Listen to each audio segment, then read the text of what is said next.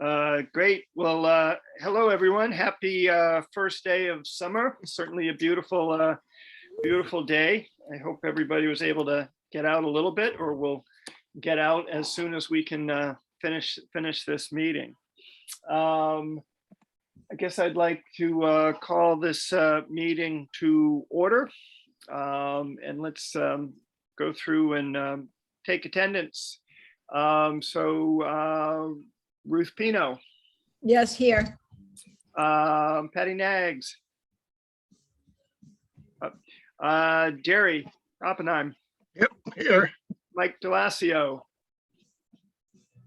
And Taylor Hedges. I think I can see that everybody's there, even if it wasn't recordedly. So let me read this little open meeting law guidelines. This meeting is recorded by video and audio in accordance with state open meeting law, consistent with the governor's order suspending certain provisions of the open meeting law and banning gatherings of more than 10 people. This meeting will be conducted by remote participation. If you're calling in on a phone, you can press *9 to request to speak. If you are, or raise your hand. If you are watching on a computer or device, there is a raise hand button that you can tap or press to request to speak. Please use either of these options during oral communications to be recognized to speak.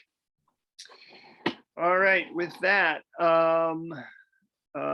everybody, I hope, had a chance to look at the draft meeting minutes from our May 17th meeting. Yes. Any suggested corrections, edits, revisions, literary discretions?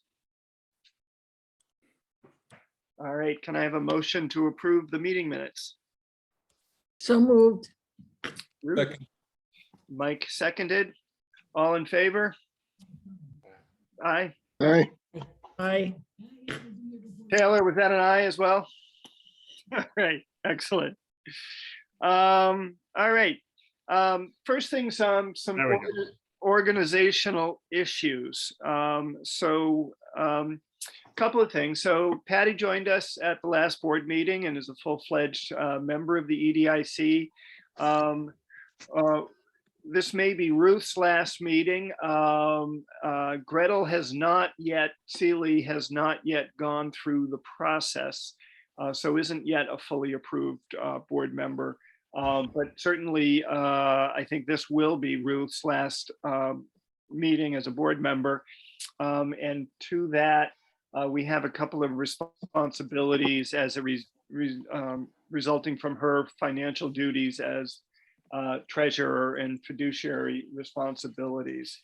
So bear with me here a moment, but I've got a couple of resolutions that we need to do and record for our purposes, as well as get letters to the bank. So the first is a motion to remove Ruth as the treasurer of the Gloucester EDIC. And I think we can combine that with a motion to then approve Taylor as an officer and the treasurer of the Gloucester EDIC. Ruth, are you fine with doing both of those in one motion? Yes. So, so with that, I'd like to make a resolution to remove Ruth Pino as the treasurer of the Gloucester EDIC and to approve Taylor Hedges as an officer and the treasurer of the Gloucester EDIC. Do I have a second? Second. Okay, second, Mike. Any discussion? I'd just like to extend, just a lot of thanks to Ruth for everything she's done over her tenure here at the EDIC. And yeah, it's been great working with you, Ruth. So we're going to miss you. Hear, hear. And I'm sure that we'll all run into her in various circumstances, and we will not have heard the last of Ruth Pino. So all in favor, please raise your hand if you're in favor of this motion. Okay, we've got all voting members in favor. So I also need to do the following, which is a resolution to remove Bill Graham Hall as an approved signer from any banking accounts, including but not limited to Cape Ann Savings Bank and Institute for Savings of the Gloucester EDIC. Is that correct, Ruth? He's on the CDs that we hold, Yes, correct? yes. And he also, I'm not remembering Taylor without looking at my notes, but he may also be at TD Bank. So all three of them. Okay, so let's then Thank you, say the following. A resolution, I move to remove Bill Bramhall as an approved signer from any banking accounts associated with the Gloucester EDIC, including Cape Ann Savings Bank, Institute for Savings, and TD Bank. Do I have a second? Jerry has seconded. Any discussion? We can also thank Bill Bramhall for his years of service as well. All in favor? Aye. Aye. And then as we were doing that, I don't recall whether we ever made a formal motion to approve me as the chair of the Gloucester EDIC. I mean, I know that that had come down from the mayor's office. So as long as we're doing these formalities, can somebody else make, I guess, a motion to approve me as the chair of the Gloucester EDIC? All right. Jerry has made the motion. Second. Taylor has seconded. All in favor? Aye. Aye. All right. Does this now qualify you for the pension plan? If the pension Yeah. is people 50% of his pay. buying me an occasional breakfast, cup of coffee or a beer, yes. So, and let's make sure I've got this right. So now, Lee, we need to, in addition to the meeting minutes, need to draft a letter to Cape Ann Savings Bank, asking them to remove Ruth and Bill as approved sort of signatories and adding, I think it's just me, Taylor's already approved, correct? And adding me as an approved signer on the bank accounts. And does that, such a letter, Ruth, needs to go to Cape Ann Savings Bank and TD Bank? Yes, but two separate letters. Yep. And I think you should add Taylor, because in my notes, it says Taylor also. So Okay. Taylor's name, we might never have done that because Bill was still on there. And is there a third institution, or do we still have? There's three. Yeah, So we should go for all three. all three should get that letter.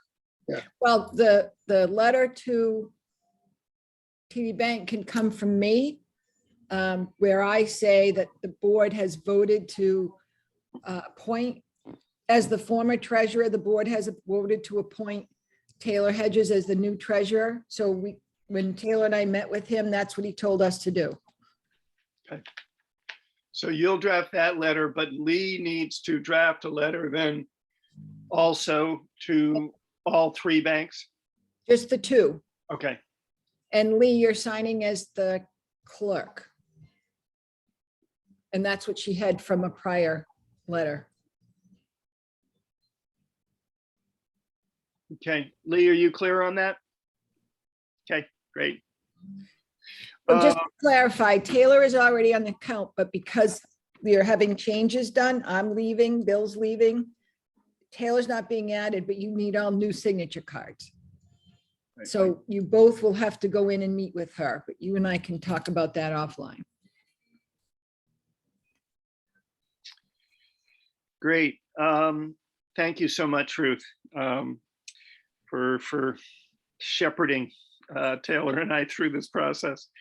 The other thing to add is Tim Wood is not on the in the meeting today and can't be. He's up in Maine, and I spoke with him yesterday, and it's his intention to submit a letter of resignation to us and to the mayor with great regret, but it's somewhat other responsibilities he had. But the reality is he's just in Maine a lot. And all next ski season, he's going to be working on the mountain, and just feels that he just doesn't have the time to be able to commit to the EDIC. So with regrets, he will be submitting a letter of resignation. So if you know of anybody that you'd like to recommend to Mayor Verga or to Jill, certainly go ahead and do so, and or keep me in the loop. Hey, what was his, like, we all kind of had our roles. What was his, we're supposed to have a certain number. We're supposed to have a role for each person, kind of. What was his? Yeah, I don't know what I can't recall you're right. The legislation calls out some criteria. I mean, in reality, his role was Blackburn and his relationship with Applied Materials. So it certainly probably would be good to have somebody associated with Blackburn. I don't know whether, an inquiry to Jay McNiff is certainly one possibility. Oh, yeah, Jay's not. I think Jay would feel kind of at conflict. Yeah. Owning as much property as he does up there, and he's not even technically in our industrial park. So in that theory, it's not a good fit for him. Yeah, no, Maybe we could go back to Chris McCarthy. He could be. I know he was going to do it. And then when they wanted like his full resume and they wanted an application, he was like, if you want me to do it, I'll do it. But don't make me beg for it. He was appointed to the Affordable Housing Trust. Okay, so that might keep him busy. But it doesn't mean he wouldn't. Let's ask Tim if there's someone else that applied that might do it, because it would be good to have like a direct liaison with them.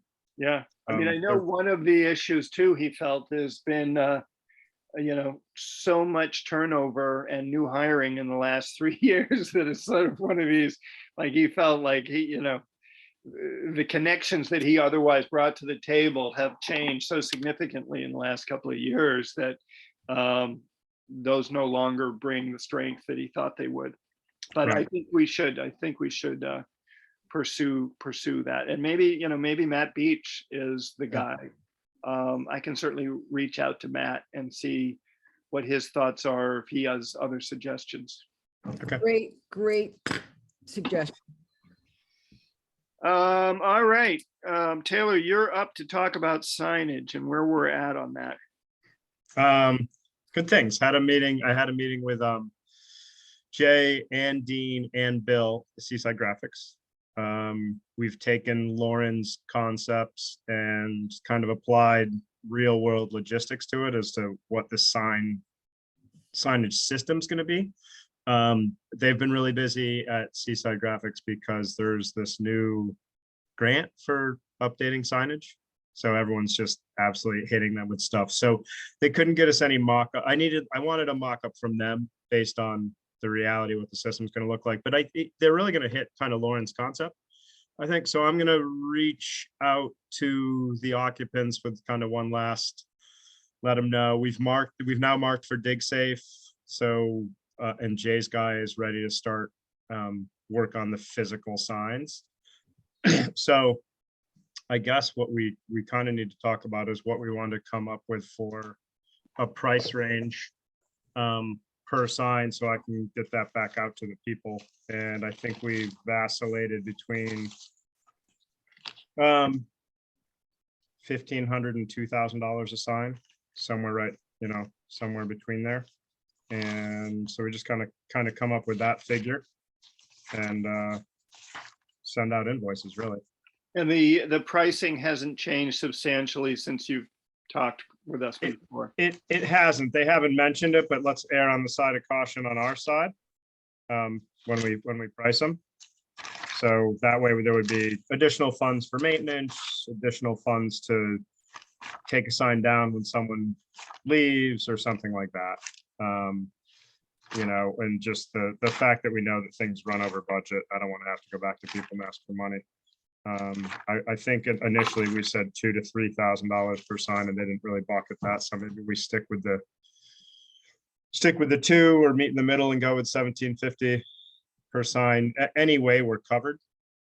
And I can get numbers back out to you. I mean, we don't have to necessarily take a vote on it right now, but I can get numbers back out to you and see where we're like with a real strict budget on it. but I think we're about where we were last time we talked.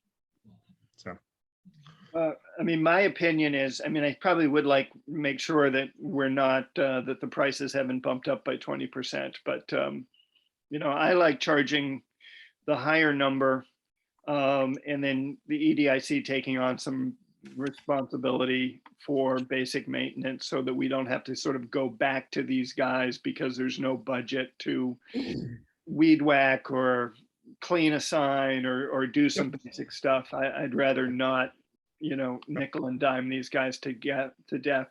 So that's my position on it, but right. welcome. In worst case, we do say, hey, there was extra money here, take it back. But yeah, we're better off with that. Okay, let's go with 2. And if they balk, they balk.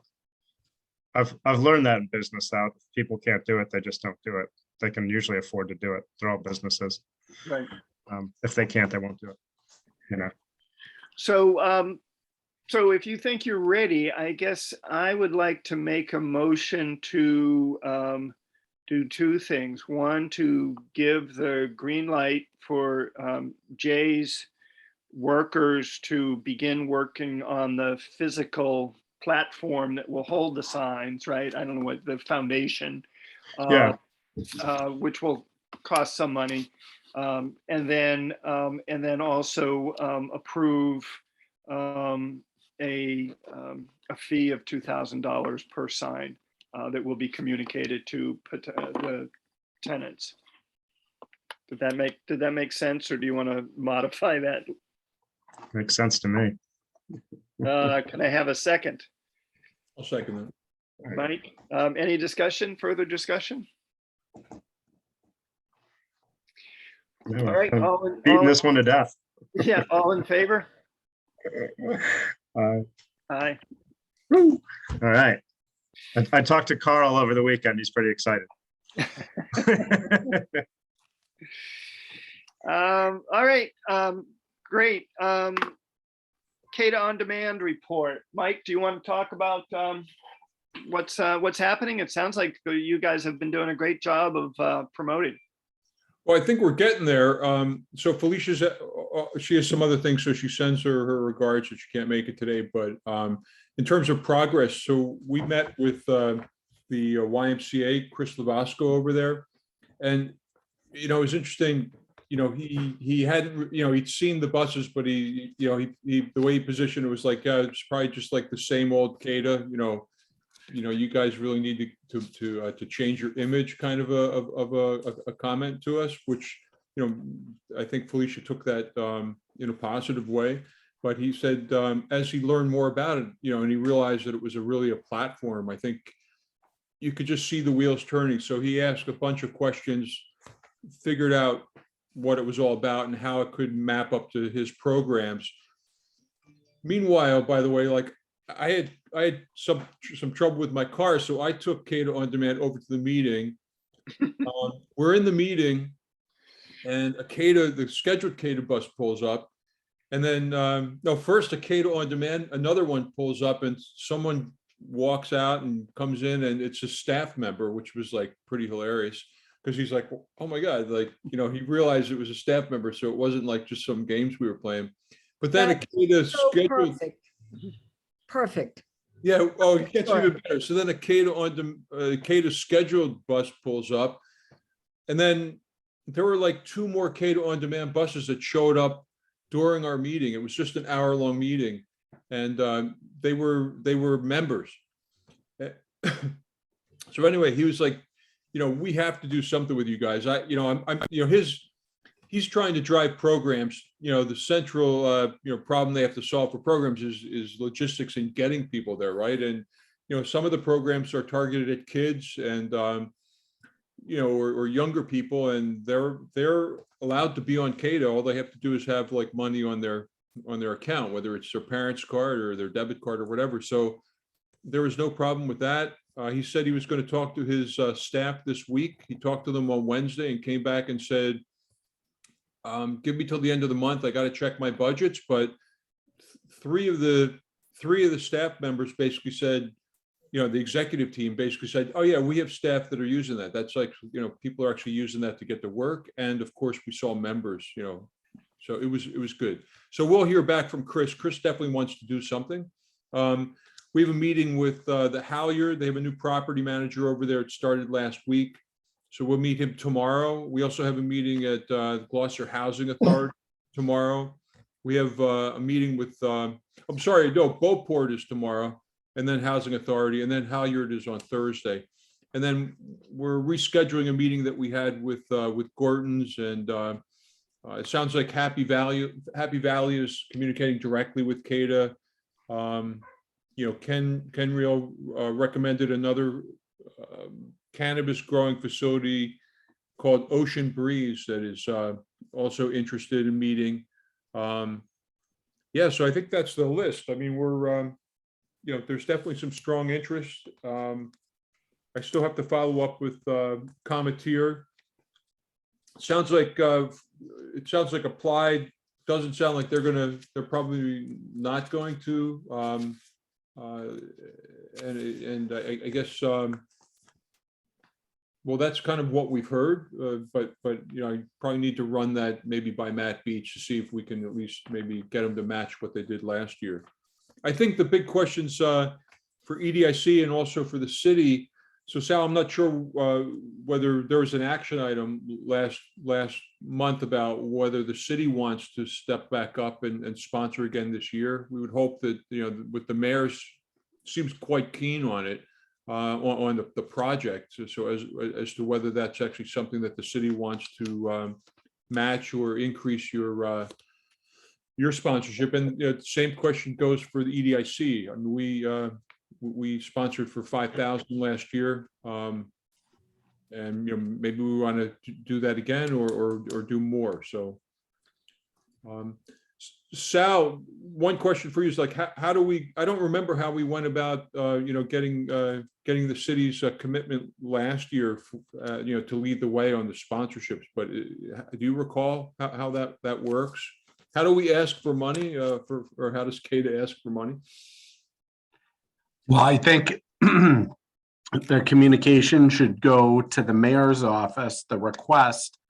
I do have to say I was very disappointed to hear a member of my team that used the on-demand was basically left stranded with no customer service, and he even went to the CADA offices to complain. And he was told it was by somebody, it was driver shortage, whatever, which we get, but it wasn't a good look, because this person actually helped sign the donation. So it made us concerned that, if we're pushing this out there, that it should be reliable, because if someone misses a shift or is late for a shift and it becomes unreliable, it's like anything else, right? You get burned once, even if it wasn't anybody's intention. But there was he was literally, he was getting his car repaired. He was like, hey, let me use this. And he basically had to call for a ride from someone else. Number one. Number two, definitely it should be, in my opinion, if the city does it again, I'm glad to hear that other businesses are stepping up, but really this really needs to catch on for the businesses. It shouldn't be the city, stepping up when others are backing away from it, is my opinion. However, it's a good program, and I hope whatever. I just want to finish what I'm going to say. I didn't hear what you said. You said others. Okay. I just wanted. No, like if we hear that Applied is backing out or whatever, I mean, it just, I would start with the letter to the mayor's office, and I really hope whatever hiccup happened was more of a one-time thing and not a problem that we're going to continue to see. Sure. So, and I get it. Everybody's hurting for help and staff, but we also, as EDIC and city pushing this as a solution to our, let's say, clients, right? Businesses you're working so hard, doing an awesome job getting sponsorships. It's a little bit egg on the face if people start getting stranded, So I would start with that letter. I'm happy to follow up and help. And then we'll take it from there. I think that's the best course of action. So, Maybe can Felicia take an action item to not that I'm assigning her any tasks, but Sure. to talk with you or with whomever it was that was stranded to find out so more? I think he went directly to the office downstairs below and was told that it was, driver shortage. I don't know how happy he was with that response. He was probably pretty upset when it happened because he's one of the people that's pushing this sponsorship. So I think whatever, it's water under the bridge, but I don't know if, I hope no one else is experiencing that. But if that is happening, it needs to be corrected.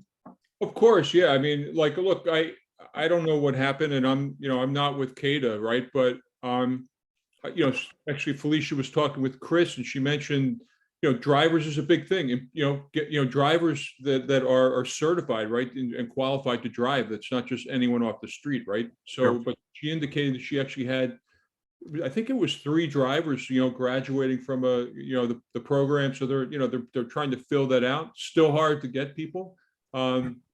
But yeah, they moved 15,000 people. Was their record 100%? I'm sure it wasn't. You don't move that many people without some glitches. It seems really unfortunate. That was like the guy who signed the check, apparently. That's but yeah, I hear you. So good to know good to know about it. Obviously, disappointing that happened at an inopportune time. My car broke down. I got my ride, but I was like, hey, I don't know, is it going to get me there in time?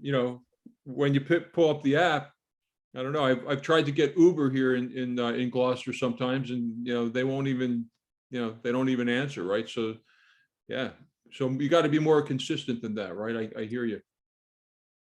So, I mean, I think it certainly is unfortunate, but I do think also that it's important to distinguish that we're marketing this as something for employees and sort of members, but certainly for the city. And you see this also, I think, with Addison, Gilbert, and Leahy.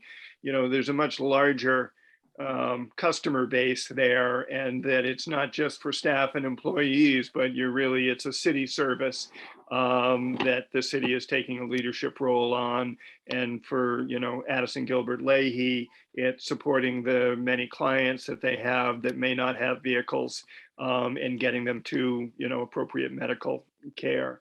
So yeah, frankly, driving, one of the things we're hearing more and more, it's certainly that, Tom, but we're hearing more and more that it's employees, right?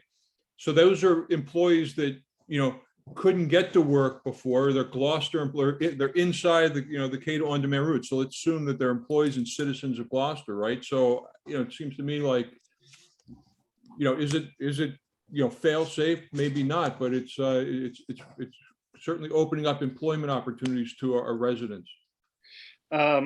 Well, that's it's sort of, with that one disappointing story, great news on the great work, Mike and Felicia, on the sponsorship. Let's hope that these guys will step up to the plate, and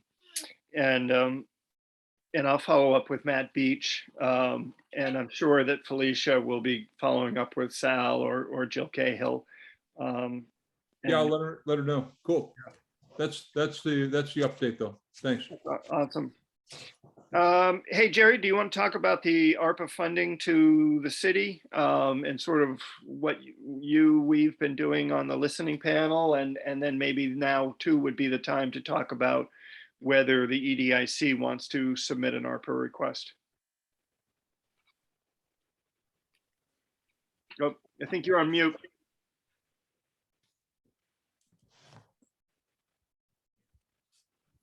Okay, I might be more articulate on mute, but I'll give it a shot.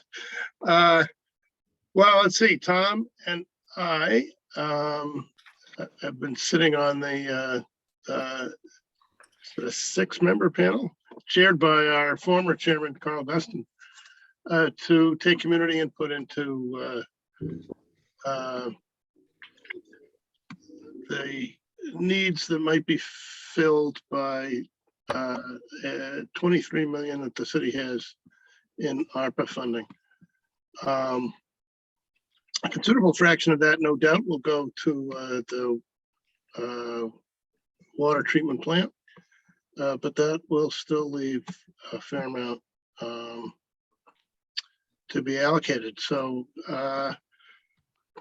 there was, in some ways, I thought a disappointing turnout. I mean, we had about an hour and a half times 5 or 6 sessions.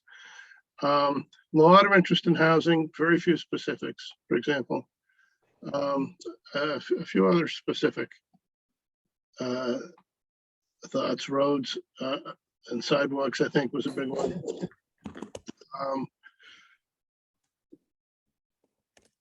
But I think there is an opportunity. The timing is kind of short because the window for suggestions in writing now closes July 1. But there is an opening for EDIC, I think, to make a proposal if we've got something reasonably concrete and reasonably quick. And the money has to be obligated by 2024 and actually spent out by 20. So it's not really for continuing projects. It's not for long-term projects. But clearly there are significant amounts of money available if we have something that. Jerry, I didn't hear the second date. You said it has to be spent by 2026. 2026. Yeah. And by spent, if we were talking about some type of a funding initiative, as was proposed by Tom in that draft idea, like would that qualify as being spent if it's in a fund? It sounds like it would need to be invested or loaned or what have you. Yeah, that without digging into it further, which we would need to do if that's what we're thinking about, I would think it. I mean, there is a long-standing distinction between obligated, which is essentially an intent to spend or an allocation, and actually spending, which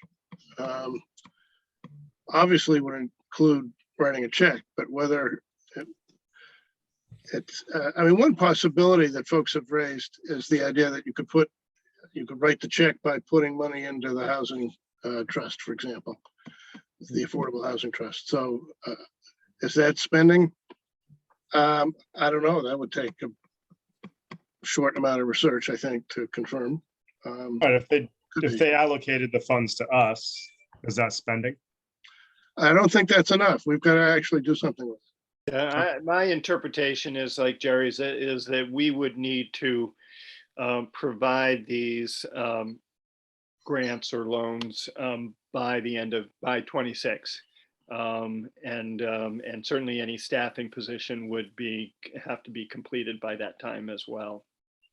Yeah, I think on the staffing, I definitely agree with you. On the grants, I just don't know whether there's any flexibility there or not. It wouldn't be that hard to find out. I'm sure there's a black letter answer. I just don't know what it is. So I think there's a couple of questions here. So one fundamental one is does this make sense for the EDIC and is this a good idea? The other is, and Sal, if you can weigh in here, is we don't want to duplicate efforts by others. So I mean, Sal is contemplating, the city is contemplating a grant fund for an array of businesses in association with their downtown plan. I don't know whether the Chamber of Commerce has a ARPA request or will be doing something as well. But Sal, if you could speak to what the city's intending to do, and if you or Ruth have any insight onto the Chamber's intentions, that would be great. Yes, thanks, Tom. So what we are talking about specifically is a result of the local rapid recovery plan, which for those of you who may recall, it was an effort that 125 municipalities undertook, getting technical assistance from the Commonwealth of Massachusetts to really assess the downtown and the needed COVID recovery. As you know, most of those businesses were shut down for extended periods of time, and most of them suffered significantly because of that. So the governor had a specific program to call the Local Rapid Recovery Plan that we took part in, started with survey, stakeholder engagement, and really an assessment of what is needed for the future of downtown. And through that work and help with professional consultants, we identified 12 priority projects to help our downtown. It was mentioned earlier, one of them that was launched was a retail signage improvement program. There's a retail pop-up program that's being launched at 206 Main Street as a result of that plan.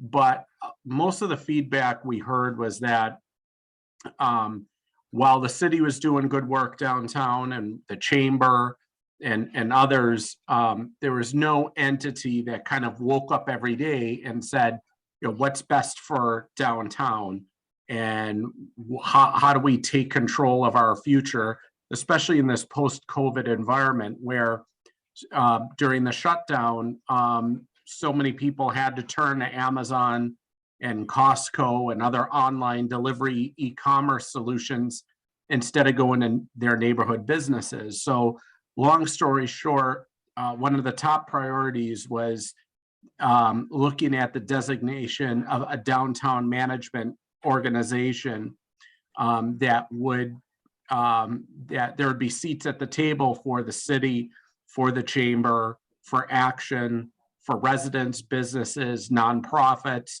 to come together and form an entity such as a business improvement district or others that have been launched in other communities to really take a look at and launch programs and apply for grants and have an executive director. And so the ARPA, part of our ARPA request was having some seed funding put into a program to launch that. We also applied for the One Stop for technical assistance to get us through that planning phase to form that organization. So that is, and then when we say downtown, what's going to be launched and discovered through that execution of creating a downtown management organization won't solely benefit downtown. Let's say, for example, one of the projects is downtown wayfinding and signage. We all know that Gloucester could really benefit from that, or downtown traffic and parking study. These are all things that the lessons learned and the solutions implemented will help the entire city. So that's what we are, that's what we're working on. So I know that the chamber is very interested in that as well, and they would be a partner. Beyond that, I don't know if the chamber is seeking anything else. I don't want to speak for them, and we have Ruth on the call who probably could speak to that if she wants to. But you know, so that was one of the things. And in terms of putting something forward for ARPA, I definitely think if it's this you know, groups in intention, they should definitely, you know, put it in electronically through the portal. One thing I would think about is that from what my understanding is, they don't want to fund permanent staff positions. So we should think that through and also think about, you know, maybe this would be an opportunity to potentially look at any funding for strategic planning to help, you know, frame the future of the EDIC, you know, or if there's any other ideas that I know it's been kicked around about the expansion, or if there's a property that you want to purchase that you think would be good, like one-time kind of things that will produce something to help the future of the organization would probably be things that would more fit in line with ARPA's goals. But of course, that's up to this organization. But actually, in connection with that, the next thing on our agenda, excuse me, which is the power planning for expansions that might be occurring in the park. That could be planning around that. There's a need for somebody to put in sort of think of it as seed money anyway, to make an investment in the to share the cost of the electric facility that would be required. That could be shared with some ARPA funds. The other thing I would just say, and Sal touched on this, is that the genesis of the funding is COVID, of course, and so COVID related concerns, including individual concerns, and the action whose seat I hold here, for example, presented some thoughts along those lines: energy costs, shelter, housing costs, and the health department in the city put out a plan for some of that funding as well. Look, Tom, I don't want to speak for the chamber. There's so much going on, and Ken has so many things, irons in the fire. The sign project is the chamber's really pushing that a lot. But I will say I'm encouraging all of you to really think about ARPA and the grant program that Tom spoke about in his email, and the grant program for startups, small businesses who are trying to hang in there. Small businesses is, the bread and butter of any community, and we don't want to lose them. So if someone's having a struggle or needs help with a consultant or something, and having listened in on one of your sessions, and thank you both for participating, it's about telling the story. And I'm not sure, you two know better than I do, when you actually do the grant request, just how much detail you have to offer. That I don't know. But I think you can easily work out the grant program with the help of the community development department, who I don't know right now if there's still a grant person in the community development department, but it's the way to look at how the EDIC can partner with them on a grant program. I mean, there is a grant department that does housing grants, for example, housing loans, other types of grants. So I don't know if that would fit, but I would urge you to consider the small business grants that Tom was talking about in his email. So one of the things that I guess I would argue that we could do, if there's support for this, is that the submittal of these sort of applications is due July 1st, the online application. And the intention is that you will describe, with as much detail as you can provide, the purpose of the request and how it would work and how much money you're seeking, et cetera. And then there is likely to be follow-up from the mayor's office to work with, there'd be some sort of filtering, but work with some groups to figure out, how, get more detail. So I think if we thought this was a good idea, and I'm fine to get pushback for sure, we should write something up and submit it. We can always sort of add meat to the bones later, or add detail, or even step away if we thought so at a future time. But I think getting something in there would be, there's little risk in just getting a decent idea in there. And it may be that based on the meeting that we have, that Jerry and I will be at tomorrow on energy capacity in Blackburn Industrial Park, is maybe we'll come up with a second, idea to at least get it in the queue, with the idea that that would be more project focused. But going back to the grants, I mean, I think the idea here in my mind is that we would, per our mission, have to be focused. It wouldn't be retail oriented or even commercial oriented. It would be bread and butter manufacturing and industrial. It works well with a couple of initiatives that are happening in Gloucester, one being sort of GMGI, building this buzz for biotech and biomanufacturing, which would certainly be eligible. Somebody trying to build out a space or develop that. So anything we can do to promote that cluster, I think would be valuable. And the other is, that's likely in the municipal harbor plan, you know, is promotion of bringing back some fish processing or more fish processing to Gloucester Harbor or Gloucester. And certainly grants towards that purpose would also be, you know, eligible per our mission. Just So as an example, Tom, the housing grants, they used to be grants and now they're loans, but it was the way the city decided to have the money churned back.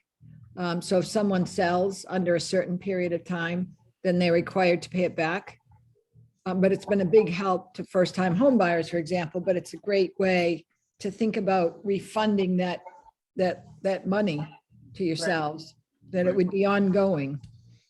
Yeah, somebody suggested, actually, I don't know if you were on that, to call that at night, Ruth, but revolving funds like that for various purposes. I think the suggestion there was for college or for vocational training or some other personal development, but certainly that same idea could be used to support a small business. Absolutely. I think it's a great idea. other people's thoughts, yay, nay, questions, concerns? No, I like it. I think it's good for us.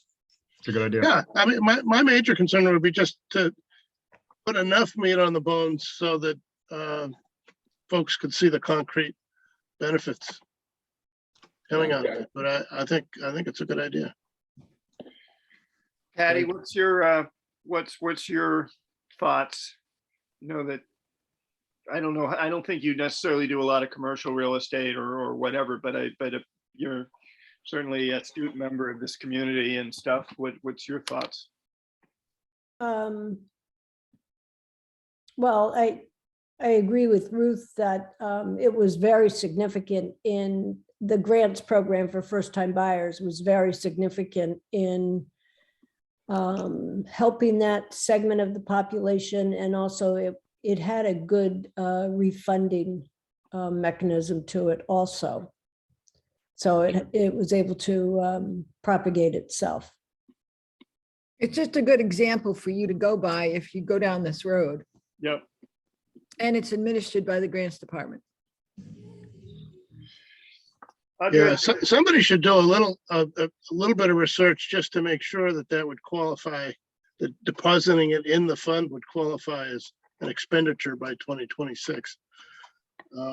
But I think by 2026, I mean, there's a good chance that we will have allocated a lot of those Well, funds. but yeah, but if you're revolving it, Well, then we have to look at that. And if that'd be it my has to be spent and gone, then a revolving grant fund's not going to work. So, well, that's what I don't know. I could make that argument either way. So, But right, maybe Yeah. they would accept if you've expended it, but then you're getting return you're getting it back. Yeah. after the fact. So I'll try to Exactly. research and find out whether anybody else is doing that. Yeah. Cool. Audra, any legal questions that you see here? So that's really my only question is, well, I'll step back. I think it's fantastic. I think if you guys like this idea, I would 100% push for you to get something in by July 1st. And obviously, if I can help in that way, I'd be happy to. I think it's a good opportunity for this board to help get the name out there if for no other reason. And I do think that it would be super helpful to the small businesses. So I very much like the idea. My only concern is, I guess, A, does the revolving fund work? And And then even going back to what Jerry was saying earlier, prior to the idea of the revolving grant fund, is even if it wasn't revolving and coming back to us, if they fund it to us, does that, and then we then, grant it out, but they necessarily haven't spent those funds by 2026, does that fall back on us? And are we then going to be responsible to give that money back? I guess it all comes down to what does spend mean? Right. Yeah. I'm less concerned by, if it's not a revolving fund, I'm less concerned about that because we've discharged our obligation. I mean, it's worth confirming my hunch, but I think the first of those is a bigger issue. I guess another issue that we've kicked around since I've been on the board, and I'm sure long before that, is whether what we're proposing is within the statutory mission of the EDIC. I mean, does it have to be connected to the industrial park, for example? On that, those sorts Good question. Good question. Yeah. We've been bouncing around that for a while now, Jerry. We have. Well, I I think if the- agree. I mean, it really comes down to conversations we've had for the last 3 or 4 years, where Yeah. it's the way I look at the EDIC's role is you're moving forward the economic development of Gloucester in general, which is about job creation. Yeah, I agree with that. If a grant program helping somebody to open a business in the way that, in the category that Tom described, but is going to hire 6 people, how can that not be? Right. Yeah. I mean, Yeah, no, I'm with you on that, but the program is subject to audit, so you don't want to. Honest, you're absolutely right. It's a good question. but I think I'm pretty confident that if we, whether it's grants or revolving loan fund, if it was for manufacturing and industrial activity, if you had to create jobs, right? It wasn't just sort of renovate an area, and or it was brownfields related. All 3 of those are clearly sort of language in, the enacting legislation that we signed up for. So I'm pretty sure that, that would meet our mission perfectly well. Yeah, I think that's probably an argument. I can't remember now all the details of the statute. I've read it for a couple of years, but it's a little bit like poetry, it has a different meaning every time you read it. And Amy is the lawyer, so it's on her. Yeah, exactly. So that's my understanding is very similar, if not the same, to what Tom just said. But I'm again, more than happy to go back and parse through those words, the lovely legalese of our statutes, and see if I feel any differently after reading that stuff word for word. But I'm pretty sure that what Tom just said is accurate. Yeah, I think that's worth doing. I've put a few of the ideas side by side with the statutory language and see if you can squeeze each idea into one or more of the boxes in the statute. Okay, Right, so and- I will work on that. So, and Adria, just at the same time, just to give you a brief history of what we have been talking about for 4 years and have never really resolved, it is what our mission statement is. If we can change that. I mean, if we're still within that, there's no one here to tell us that we're doing it wrong. There's really no one looking at us. So Right. we have no one's there saying, hey, you gotta stop that. But going forward, now that we have, John would sit at meetings and say, yeah, you're probably okay. We should take a good look at that. Maybe now that we have some new blood and see whatever projects we're about to do, if they're still falling within our scope. And if not, how do we change that scope? Right. Okay. Because there's no reason we can't change our scope. It might just, redefining it, restating something, Yeah, it might even. creating a formal document that says this is our new scope of operations and we've been approved by the city. Now we just need state approval, but we may as well do that since we have some interest in doing that at this point. Yeah, And then absolutely. Yeah. It might require an act of the legislature, but I don't think that's a big deal. Bruce Tarr would put it through. I mean, we have Yeah. everyone has our Yeah. back.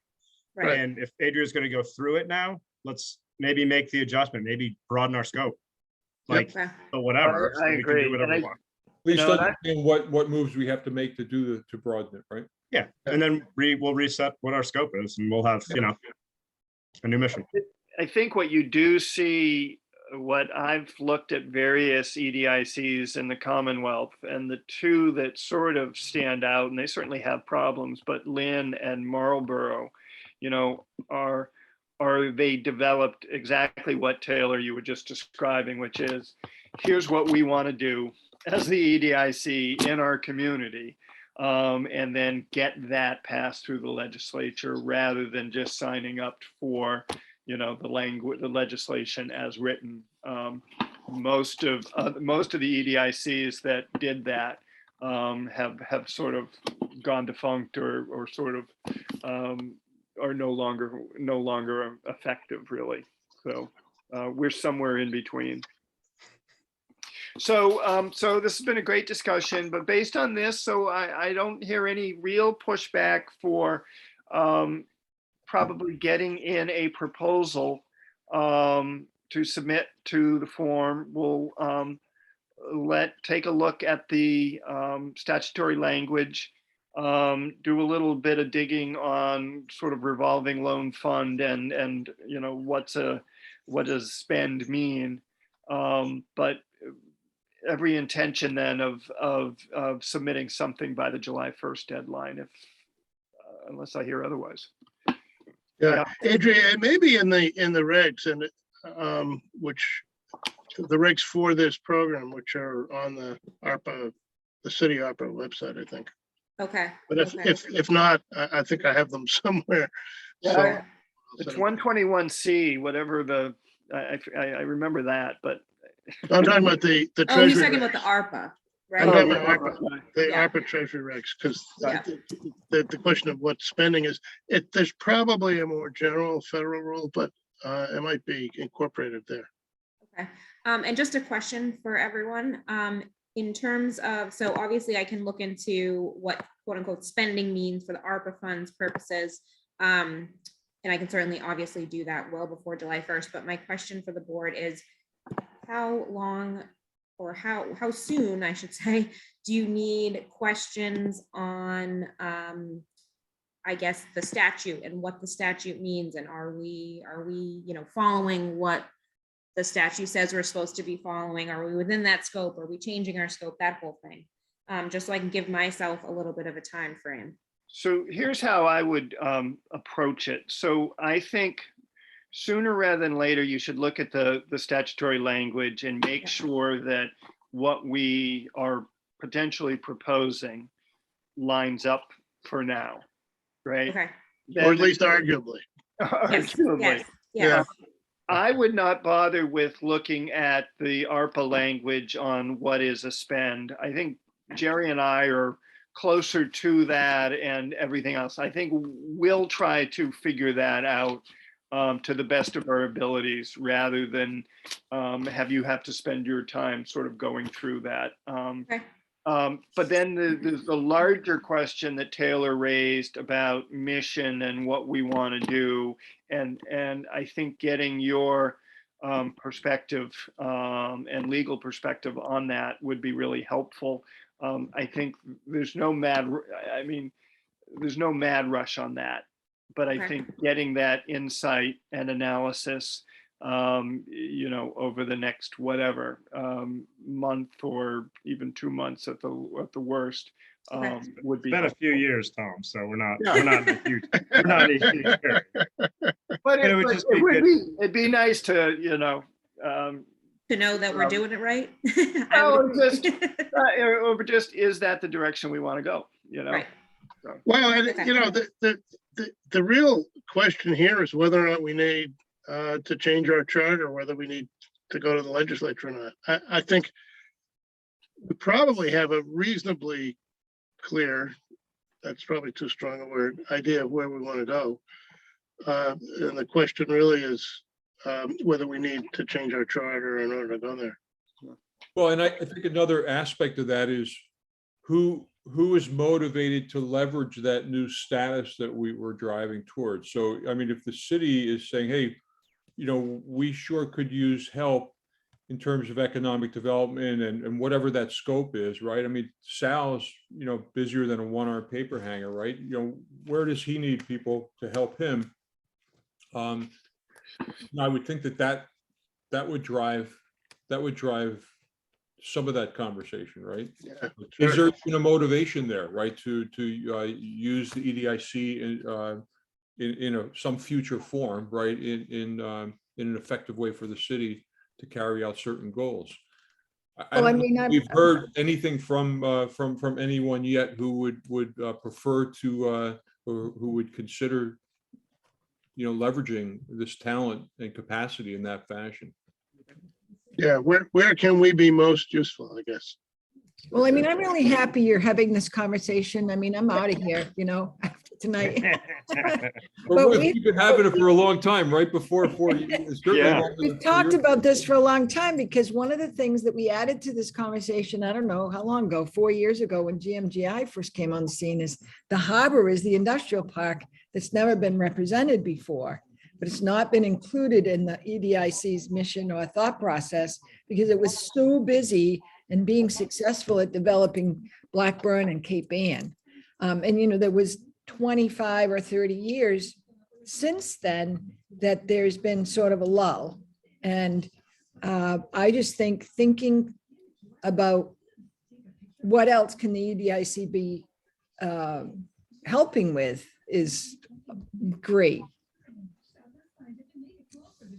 And that would be, I guess that would be one of the things that maybe we should bring Adria up to speed with, is we have been having this conversation for 4 years and we all know it, but she doesn't really know the conversation. So Yeah. at some point, maybe we'll bring you up to speed as to where our thought process is, ideas, what we might do. So when we do broaden the scope, you can at least know what direction we're going in. So you're not off in the wrong, so that's what I'm saying. And there's plenty of time and, Yeah. get acquainted with us and how Yeah, we, no, that would be super helpful too. Thank you. Yeah, just to give you an idea, we've even thought of being so broad as to look at workforce issues. So workforce housing, workforce training, those sorts of things. Okay, okay. All right. So it's All right, it's and almost as broad as you can. housing in general, we talk about housing in general and not necessarily developing it, but at least advocating for it. So those are just Okay. things. We're kind of Yeah.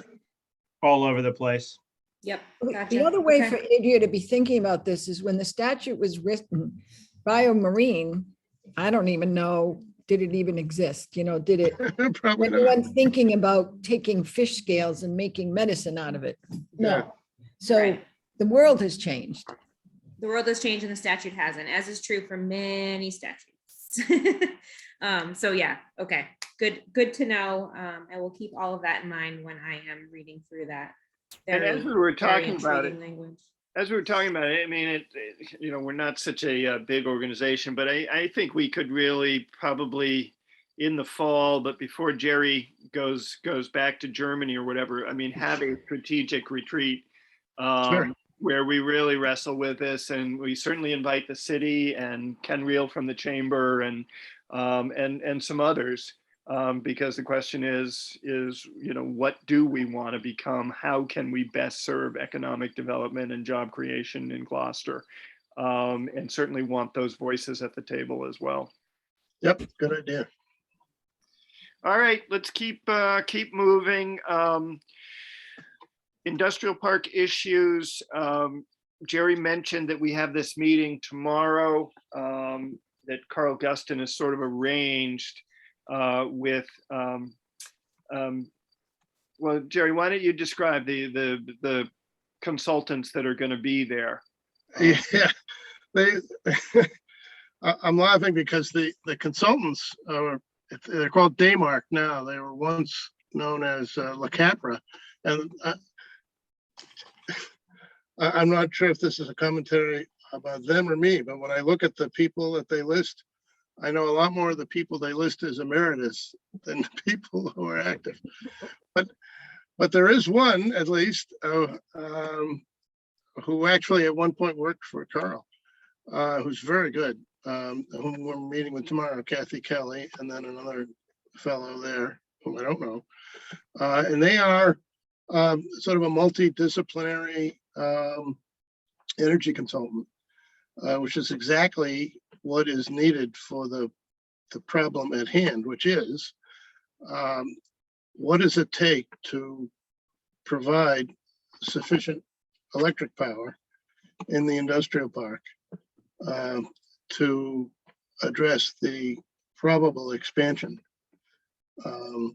or at least the planned or semi-planned expansion. So that one of the things that means is we need to find out what's being planned, but also how can it be financed. So that's perhaps where ARPA comes in, but the other other solution we talked about, which these guys can help us figure out, is that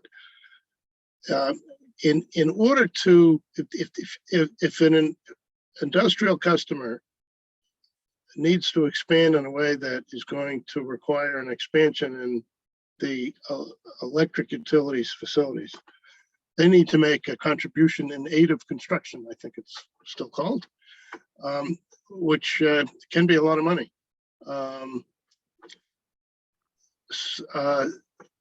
This is a way of protecting non-industrial customers, basically. So the money, the investment does not go into the utility rate base that is then spread across all customers.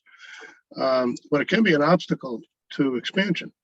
So one way to solve that is to use some other power, like solar. So that's worth a look, and these guys can help us with that. But another way is just to organize all the folks who are likely to need the power in the next few years into some kind of a consortium that whereby all of them can contribute to the need and thereby reduce the individual contributions. So there's a lot of engineering, technology, finance behind all that. So those are the sorts of disciplines that these guys will bring to the table. And we've gotten involved, I mean, in what's, I think, an appropriate coordinating role, which is a number of these people are having or have had individual enterprise conversations with National Grid, whether it's Applied Materials or Jay McNiff and the new building that he hopes to purchase, or the new cannabis growing facility up near NOAA.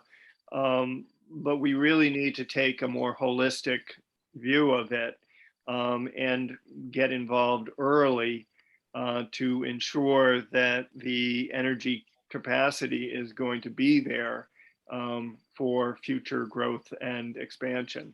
So I think it's a reasonable role for the EDIC to bring the parties together to have a more park-wide, district-wide conversation rather than just addressing their individual needs. So we'll see how it, I'm sure it'll be a good meeting. We'll see how it goes and report back. The other thing I've identified here, park tenants meeting in the fall. At the last meeting, we talked about maybe getting back together again like we did 3 years ago, where we had a multiple tenants and conceivably talking about energy capacity at an all tenants meeting could be the sort of the centerpiece of that. So maybe when I speak to Matt Beach, I'll maybe see if we can get a date for September or October, and then we can begin working on putting together some multi-tenant meeting like we had a few years ago. So that's all. Condon Road, Taylor, if you want to come back, you can talk about status of funding for the feasibility study, or if you're busy, I can speak to that. The bottom line is that there is an item in the budget that's currently being winding its way through the Mass Legislature and probably will be hopefully finalized in the next month or so. There is a line item in that budget that would provide the necessary funding for us to do a feasibility study for the expansion of Conlin Road.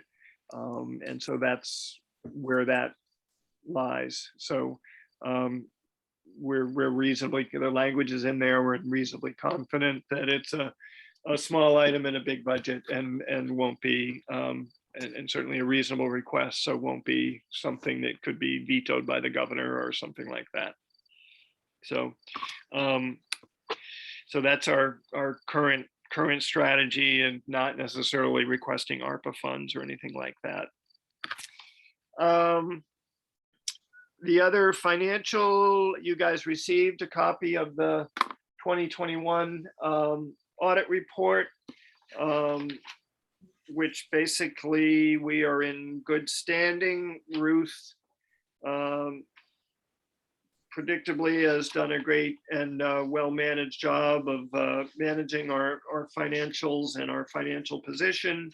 So our net position at the end of 2021 was $651,903, with expenses during the year of $36,478. If anybody has questions, this will be Ruth's last meeting, and now would be the time to pepper her with questions about the numbers on page 4 or 13 or whatever it might be. Let me just tell you that this is a new company this year. We have a 3-year contract with them, and not that they were that much different, but their processes were a tad different, and it was all fine. But the person who worked for the prior auditing company works now for them, so it made the transition really easy. They're, the way audits are worded are very typical. Theirs is just a tad different, but it's all really great. We're very clean, and there's no recommendations in here of things we shouldn't be doing or should be doing better. So it's pretty clean cut. Well, again, thank you. Thank you for the work on that. We don't need to make a motion to accept the audit report or anything, right? I don't think so. Yeah. The other thing that's not on here, so it had come up at a previous meeting about, the question came up about what does the city and or the EDIC own for property? And so I did put in that request, and the assessor's office provided me with a spreadsheet that has, that I shared with a few of you. I think Adria, Patty, I don't know if I shared it with you, Ruth, or not, Taylor. So it has all city-owned property, and then the tab that's more interesting, I think, or relevant to us is it's the property that is in areas that are zoned marine, industrial, commercial, business. So any residential property, it's not listing. So on the city-owned property list, where it's in essentially commercially or industrially zoned areas, there are 45 properties, 5 of which are owned by the EDIC, 1 in Blackburn, which is where the cell towers are, and then 4 in Conlin Road. So I started to play around with it, but I haven't really done anything. Taylor, Patty, Adria, anything that have you played around with it at all? Or is there anything that struck you, or next steps? Conlin, everything Conlin is wetlands. That's all like that beaver thing, and one guy built kind of into it, but we own like 3 wetland properties. There's one that we own that would be helpful possibly to access Ackley's land and other land that we've discussed at previous things that we don't need to talk about now, but so that's useful. So those are the 4 lots on Conlin. Did you say there's 1 on Blackburn? correct. And I think it's the Something. one with the cell towers, right? It's, yeah, and then there's like, I think part of it was that cut through to Pond Road. Right. I'm glad we worked really hard on that to make sure that that was gated and well managed and maintained. It's like a gate's always open. It's like a public thoroughfare now. Yeah, that's so Wicked funny. Yeah, it's really weird. But yeah, I think we should take some time at some point and look. I mean, we have, you know, I think, Sal, I don't know if you're still around, but if it's city-owned land and we were hoping to develop it, I don't know what the whole process would be. But that is another conversation we need to have. Just that's down the road a little bit. So I don't know the process, but hopefully. So are you talking about city-owned land that the EDIC would develop or your own? No, yeah, that would, no, that would be it. I don't know the process because the land that we own is not like as I said, I know what it is on Conwood Road and it's wetlands. Yeah. Yeah, exactly. If we found a potential, you know, buyer, whatever, and wanted to do something, what's the, you know, how do you go about with the city? I know I've talked to one person that wanted to buy a piece of city land that abuts his property. That would make another lot more accessible. It would make it easier to do what he wants to do on a lot. And it's landlocked, surrounded by a bunch of other people, and you know, it's unaccessible except through his property. So I was told you just put a request in at City Hall. It's like $25 and it'll go through the channels and they'll decide if they want to sell it. I think that's it. And then he would have to get it rezoned. But so it's a process. I just don't know if it's a different process for us because we're a board, like we're not gonna buy it. Like, what are we gonna do?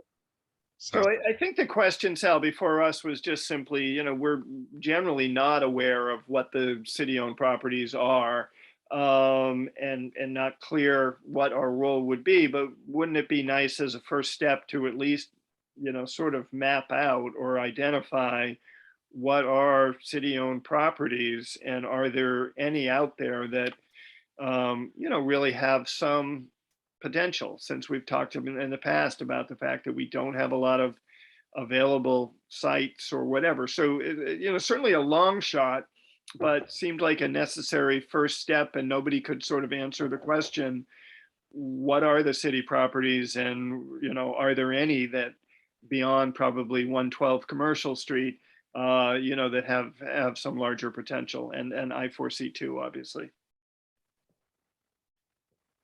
Well, I think it would start with the list that you received and to look at each one. If there was some sort of disposition process, there is a committee that meets irregularly based on need that discusses disposition. And then my understanding, if there was a disposition, it would be open to the public for others to bid on. So, you know, there is a process.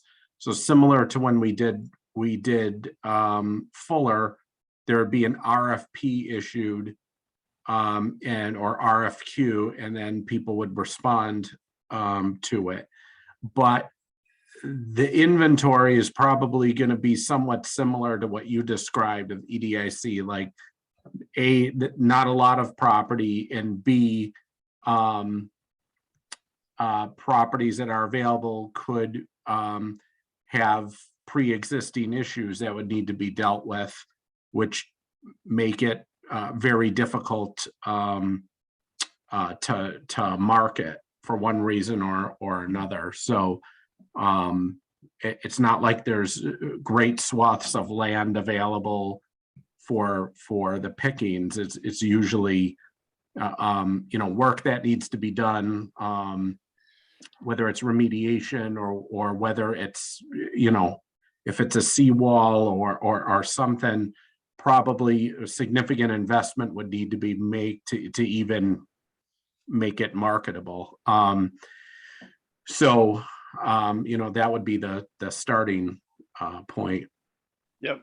And as I said, we just sort of wanted to answer the Yeah. question once and for all because we couldn't, Mhm. in the past. So I welcome, I mean, I think maybe in my mind, a next step would be to sort of map it out and then identify those that clearly have no potential because they're wetlands or they're a city park or whatever else it might be. And winnow it down to some reasonable number of properties that, maybe it has some potential, who knows? Any other thoughts? All right, any other issues that folks want to raise for this meeting? It's getting close to our allotted ending time. Tom, could I say something? Yeah, please. I just want to be able to say goodbye and after being here for so long. So I wrote something today and I hope just be patient with me. It takes an army of volunteers to run the city of Gloucester, and the EDIC has a tremendous history of success, and this group has the capacity to do the same. I first joined the EDIC, I think 8 or 9 years ago, and I remember the day I got the phone call from Becky Burney. I was actually at O'Malley School parking lot picking up my granddaughter Gretchen, who was either in the 6th or 7th grade, and now she's already graduated from Gloucester High School and is on to her life and actually has been hired by Applied Materials. And then a short while later, I don't remember how long later, I got a call to say what I consider being the treasurer, and there actually hadn't been a treasurer on board for a number of years. And gradually we got the foundations of the finances to where we are today. It took some work and it's just running as smoothly as you can get. Now I'll be here for both Taylor and Tom whenever they have a question. And the audit goes the same way. It's just a lot of steps, but you'll be fine.